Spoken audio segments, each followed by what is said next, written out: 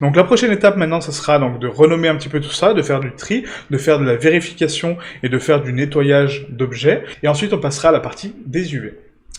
Donc maintenant, ici, on va commencer à nettoyer donc, la géométrie. Donc rappelez-vous qu'ici, on a une sculpture qui est quand même assez dense en vertex. On est monté à 5 millions de vertex. Après, si vous êtes monté au micro-détail ou pas, hein, tout dépend de votre configuration. Et là, on va faire une dernière vérification d'objets. Donc là, j'ai nettoyé déjà mon habillage de manche et mon manche, mais je vais quand même les vérifier pour voir si tout va bien. Donc on va passer ici en orientation de face. Donc là, je vais contrôler de façon globale que ma lame, ma jonction de lame et du coup mon sceptre complet soit bleu. Donc là, c'est le cas, hein, tout est bleu. Je n'identifie pas de face rouge, donc c'est parfait. Donc là, l'orientation de face est bonne, donc mes normales sont bonnes. Et maintenant, on va vérifier donc la géométrie par élément.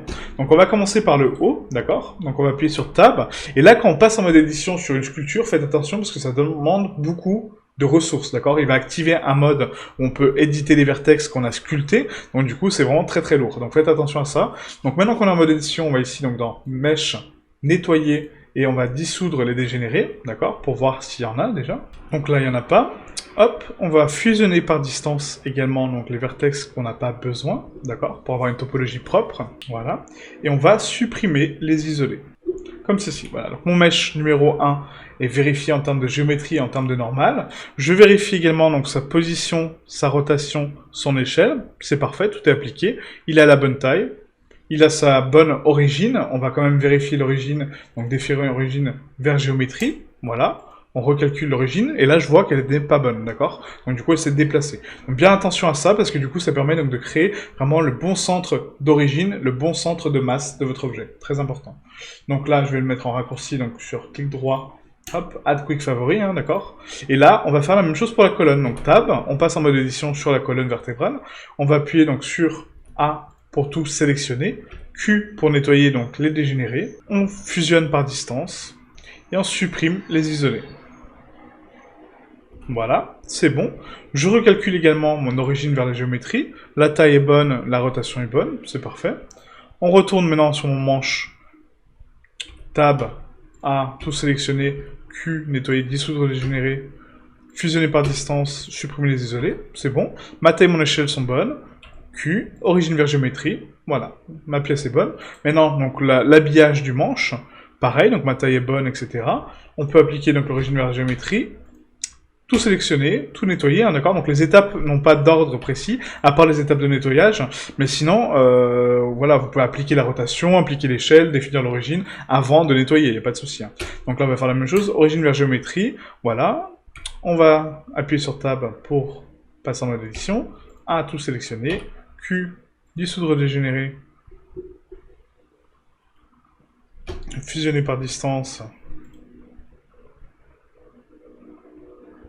et supprimer les isolés, voilà, c'est bon, ma taille est bonne, voilà, on redéfinit l'origine vers géométrie, et ma lame pareil, donc ma lame par contre, vous voyez, donc là elle n'est pas appliquée du tout, et je n'ai pas appliqué les modificateurs, donc très important d'appliquer vos modificateurs pour donner vie à votre structure, d'accord, donc finale, et pas juste un semblant de structure, d'accord. Donc là je vois que mon échelle et ma taille ne sont pas appliquées, donc on va dans Objet, Appliquer, Rotation, Taille, d'accord, pour redéfinir donc toutes les valeurs à 1, on passe en mode édition, on sélectionne toute la lame, on va faire des dissoudre dégénérés, vous voyez, donc là il y en a 2368 vertex à supprimer, c'est énorme.